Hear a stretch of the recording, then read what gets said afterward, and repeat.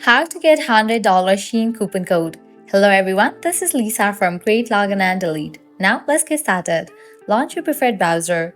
Over here you're gonna find the search box. Type in Shein coupon code and search for it. With that, different website links will appear. Navigate to this one website option, coupon follow. After you open it, you're gonna find amazing offers and deals for Shein. Just scroll down and check out the offers: 30% off, 20% off, 90% off, and many more. Here towards the offer that you want to grab, just go ahead and click on the offer. With that, you're going to get the code for it. Now you can copy the code. Make sure to check the expiration date of the code whether it is valid or not. If it is valid, click on Redeem at Shein. You will be directed to the official website of it. Once you're in the website, you can log into your account, make your purchase, and proceed to checkout.